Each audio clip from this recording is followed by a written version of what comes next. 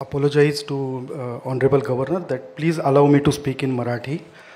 कारण सकाळनं आणि पुणेकरांनी घेतलेला हा कार्यक्रम आहे, त्यामुळे मला असं वाटतं मी मराठीमध्ये अधिक चांगल्या पद्धतीने व्यक्त होऊ शकेन. मी सगळ्यात आधी सकाळ माध्यम समूहाच्या वतीनं उपस्थित प्रत्येकाचं मनापासून स्वागत करतो. आजच्या कार्यक्रमासाठी आवर्जून उपस्थित असलेले सन्माननीय राज्यपाल CP राधाकृष्णन, सन्माननीय श्रीमंत शाहू छत्रपती महाराज आमचे कोल्हापूरचे खासदार यांचं मी सकाळ परिवाराच्या वतीनं आणि सिम्बॉयसिस परिवाराच्या वतीनं स्वागत करतो. आजच्या कृतज्ञता सोहळ्याची संकल्पना ज्यांची आहे ते आमचे व्यवस्थापकीय संचालक अभिजित पवार सर, ज्यांना आम्ही AP सर म्हणतो, आणि ज्यांच्याबद्दल पुणेकरांच्या वतीनं कृतज्ञता व्यक्त करण्यासाठी आपण इथं एकत्र जमलो आहोत, ते डॉक्टर श्याम मुजुमदार सर, सौभाग्यवती मुजुमदार सर आणि ज्येष्ठ सनदी अधिकारी नारनवरे सर यांचंही मी मनापासून सकाळ आणि सिम्बॉयसिस परिवाराच्या वतीनं स्वागत करतो. खरं तर ही सगळी मंडळी एकत्र असणं हे व्यासपीठ आहे असं मला कायम वाटतं. व्यासपीठ हा शब्द मी खूप जपून वापरलेला आहे. व्यासपीठाचा अर्थ असा आहे की ज्ञानसंपन्न, प्रतिभासंपन्न, वैचारिकता, निष्पक्षता, लोकशिक्षणाचा ध्यास, सत्यप्रियता आणि समाजहिताची दृष्टी हे 7 गुण ज्याच्यामध्ये आहेत, असे महर्षी व्यास जिथं बसून विचार साधना करायचे ते व्यासपीठ. आणि अशा 7 गुणांनी युक्त असलेले या स्टेजवरचे सगळे मान्यवर आहेत. त्यामुळे एरवी आपण ज्याला मंच किंवा स्टेज म्हणतो, डायस म्हणतो, मला असं वाटतं की आजच्या कार्यक्रमासाठी अत्यंत उपयुक्त शब्द व्यासपीठ असा आहे. महर्षी व्यासांच्या गुणांची ज्यांनी अखंड साधना केली असे श्याम मुजुमदार सर इथं आहेत. मी सुरुवातीला पुणेकरांच्या वतीनं कृतज्ञता व्यक्त करण्यासाठी आपण जमलो असल्याचा शब्द वापरला. त्याच्यामागे एक विशेष भाव आहे. पुण्यामागं गुणपारखता आहे. इथं मी माझा असं चॅनल चालत नाही. तुम्ही समाजासाठी काय करता त्यावर तुमचं मूल्यमापन केलं जातं आणि ही या शहराची परंपरा आहे. मी ज्या संस्थेचं प्रतिनिधित्व करतो ती सकाळ संस्था 93 वर्षे वयाची आहे. सिम्बॉयसिस संस्थेची स्थापना, विचारांची स्थापना 1969ची आहे. समाजासाठी तुमचं योगदान असेल तर पुणेकर व्यक्तींचा सन्मान करतात, व्यक्तींना संस्थांचं स्वरूप देतात आणि संस्थांना अभूतपूर्व बळ देतात. सकाळ हे त्याचं एक उदाहरण आहे. आणि दुसरं उदाहरण डॉक्टर मुजुमदार सर, ज्यांना सहजपणानं सिम्बॉयसिसचे मुजुमदार असं देशभरात कुठेही ओळखलं जातं. व्यक्ती आणि संस्थेची इतकी एकरूपता खूप कमी ठिकाणी पाहायला मिळेल आणि हे या शहराचं वैशिष्ट्य आहे. माध्यमांबद्दल खरं तर बरं बोलण्याचा आजचा काळ नाही. माध्यमकर्मी, माध्यमांचं व्यवस्थापन याबद्दल शंकेनं पाहिलं जातंच भारतभर, देशभर आणि जगाच्या अनेक ठिकाणी. अशा काळात सकाळ म्हणून आम्ही वेगळं काय काम करतो याचं उदाहरण म्हणजे आजचा कृतज्ञता सोहळा आहे, आजचा सन्मान सोहळा आहे असं मला वाटतं. अभिजित पवार सर इथं आहेत म्हणून फक्त नव्हे, पण जे जे सकारात्मक आहे, जे जे विधायक आहे ते घेऊन तुम्ही समाजासमोर जा आणि ते आग्रहानं मांडा असं सांगणारी माध्यमं आज खूप कमी आहेत. मी अभिमानानं सांगू शकतो की अभिजित सरांनी आजचा सकाळ या सकारात्मकतेच्या विधायकतेच्या पाठीशी उभा केला.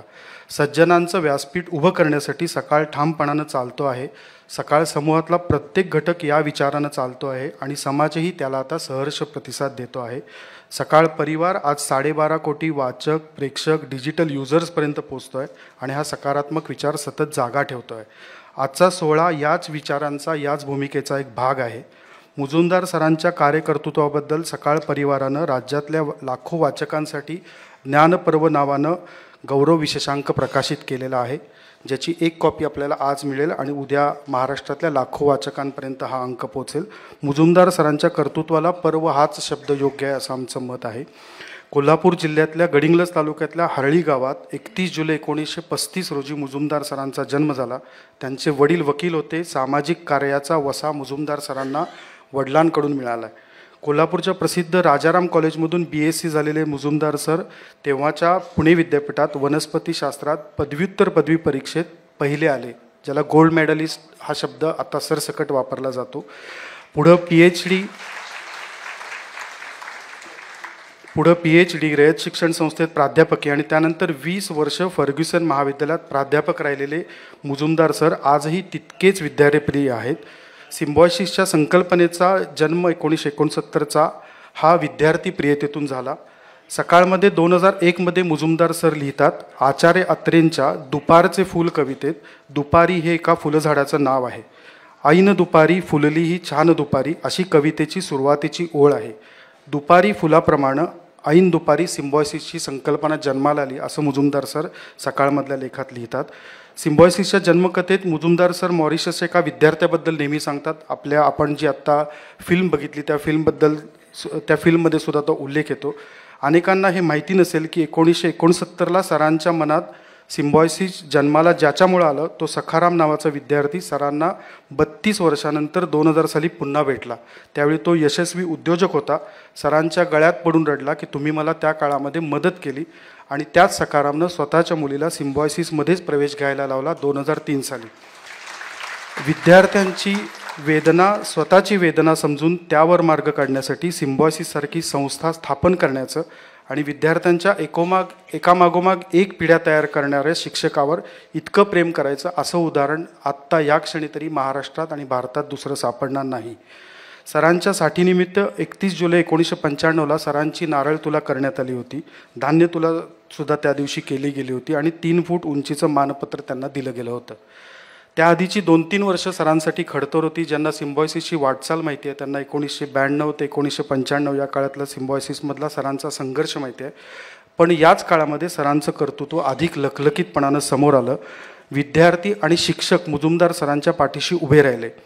एखाद्या शिक्षण संस्थेच्या चालकांना आज जे स्वप्न वाटेल ते स्वप्न सरांनी 1995 साली विद्यार्थी आणि शिक्षकांचा पाठिंबा स्वतःच्या मागं उभं करून पूर्ण करून दाखवलं होतं. मला वाटतं हे स्वप्न हे त्यांच्या प्रामाणिकपणातून निर्माण झालं होतं. त्यांच्या प्रामाणिकपणाची साक्ष विद्यार्थी आणि शिक्षकांना ज्यावेळी पटली त्यावेळी ते त्यांच्या पाठीशी उभे राहिले आणि मला अगदी आनंदानं सांगावंसं वाटतं की हे प्रेम आजही सरांना सगळीकडे लाभतं आहे. व्यंगचित्रकार RK लक्ष्मण यांनी एकदा मुजुमदार सरांना प्रश्न विचारलेला की डॉक्टर तुमचा देवावर विश्वास आहे का? मुजुमदार सरांनी उत्तर दिलं होतं, देवावर माझा नुसता विश्वासच नाही तर माझी देवावर श्रद्धा आहे. त्यावर लक्ष्मण पुन्हा त्यांना विचारतात की तुमचा परमेश्वरावर विश्वास आहे की नाही हा प्रश्न नाही, प्रश्न आहे तो परमेश्वराचा तुमच्यावर विश्वास आहे का? त्यावेळी मुजुमदार सरांनी दिलेलं उत्तर होतं की ह्या प्रतिप्रश्नाचा अर्थ मला आजही लागलेला नाही. पण सर आम्ही आजच्या कृतज्ञता सोहळ्याच्या निमित्तानं सांगू इच्छितो की या प्रतिप्रश्नाचा अर्थ आम्हाला समजलेला आहे. तुम्ही वसुधैव कुटुंबकम ही संकल्पना 5 दशकांपूर्वी या देशामध्ये प्रत्यक्षात अंमलात आणली. म्हणूनच परमेश्वराचा तुमच्यावर ठाम विश्वास आहे आणि